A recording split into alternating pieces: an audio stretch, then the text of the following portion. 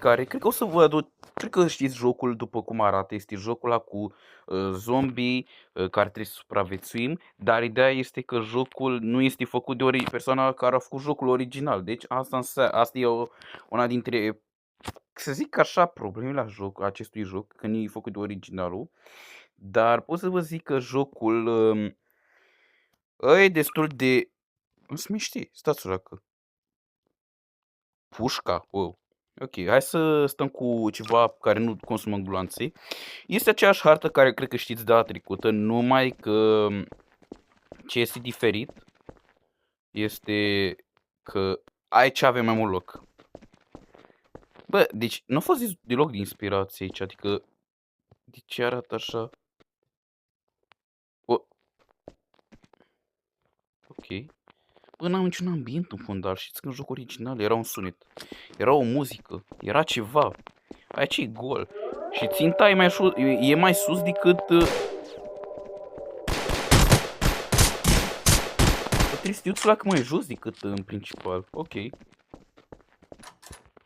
să ne baricadăm aici. Gata, am băguit zombiul. El tot în nimerele cumva. Ok. Dacă n-ai sunet în jocul ăsta, n-ai cum să-ți dai seama când încarcă. Când încarcă ăsta personajul. Că n-ai animații. Dar ai cum tragi și cam atâta. Știu cum era un coparty care aici avea un fel de etaj. Jocul are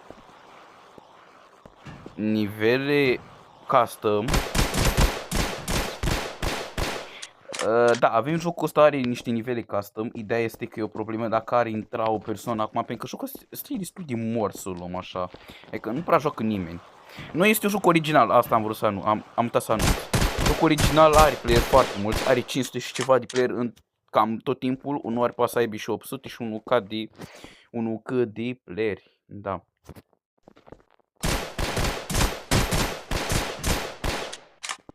Sunt curios de ce n-are animații, dacă ați observat, și n-avem ambient, este total, jocul ăsta este în mut. Adică gândiți-vă că eu mă joc un joc care n-are nimic în fundal, este un joc în muțenie, în total. Și ăla, da, acolo, dar pe cine îl afectează. Oricum, bă, fraților, sincer să fiu cu voi, a început canalul de YouTube să mă cam, nu, bine, au să mă împiedice, să mă simt ăla cam cu o greutate, pentru că nu că a devenit YouTube-ul greu și așa, dar mi se pare foarte, să fie la cam mai dificil pentru mine. De ce? Trec într-o perioadă destul de grea în care vreau să fac foarte multe și nu-mi ies. Adică, ba, vreau să fac un lucru, ba, vreau să învăț, ba, acolo, ba, acolo, ba, acolo, ba, acolo. Nu știu dacă știți perioada aia în care vrei să faci de toate, dar într-un scurt timp. Asta o pățesc în momentul ăsta, doar că am impresia că YouTube mă împiedică, dar alta nu prea mă împiedică niciodată, de fapt. Na, faza asta e datorită că am un proiect, vreau să fac un joc în plus și de asta vreau să lucrez la ceva și din cauza asta simt că mă împiedică. Dar, hei, important că nu anunț că mă lăs așa ceva de genul, nu. Dar așa a început să simt că mă presează o leacă. Stați că vreau să vedem ce arme mai avem de cumpărat. Ia. Vreau să...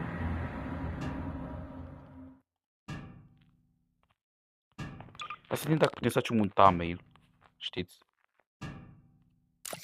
Și în față va fi... Deci thumbnail-ul, cine a ajuns la minutul 4.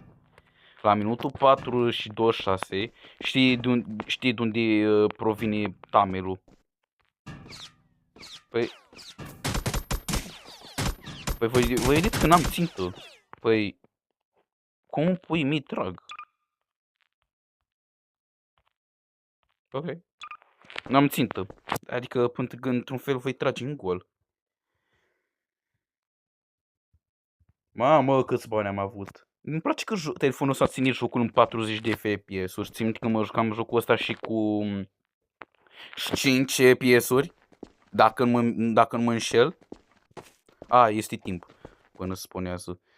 Da, țin minte că nu jucam jocul original al jocului ăsta și era foarte nasol că, cum să vă zic eu, a mai intrat cineva? Nu, doar 2 playeri.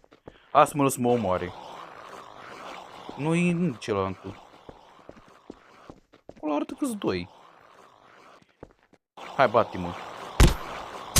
Mă, n-ai tu tău.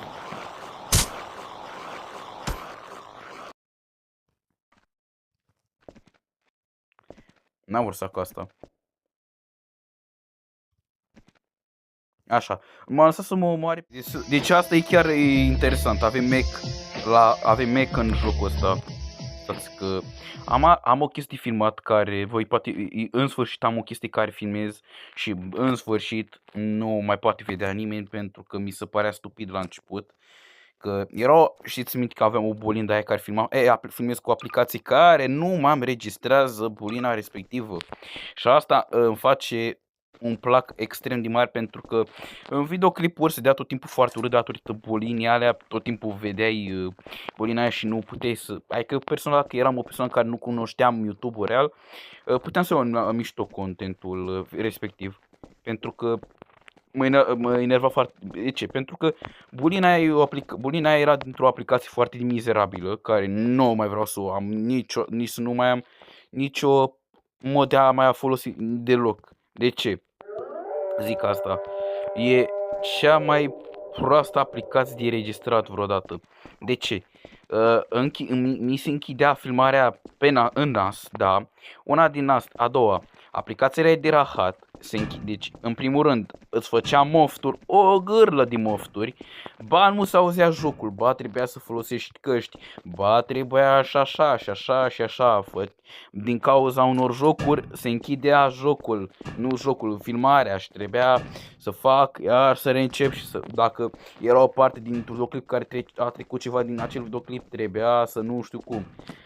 O bătaie total de cap, o să vă zic. Bine că dacă ai face tu vreodată și vrei să registrezi un videoclip, registrează-l cu, cum îi zice, cu registratorul sau care registrează registrezi cu tot cu telefon. Adică cel care filmează, filmezi cu captura de telefon, adică captura de ecran. De ce? Că astea nu fac atât. Pe scurt, adică gândește-te așa. Tu filmezi cu ceva care ia telefonului, nu e ceva făcut din degeaba, făcut și la mântuială. Ok, zoom și destul de inteligent treaba asta.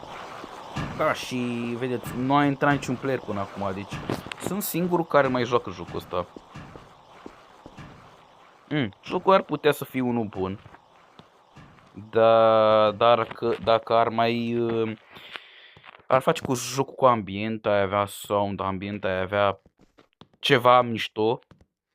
Adică jocul ăsta cu felul ăsta de idei au potențial mare, dar și developerii în principal împiedică jocurile astea să se dezvolte mișto. Da. Ce să vă zic, am închis jocul. Cam atât pe acest episod,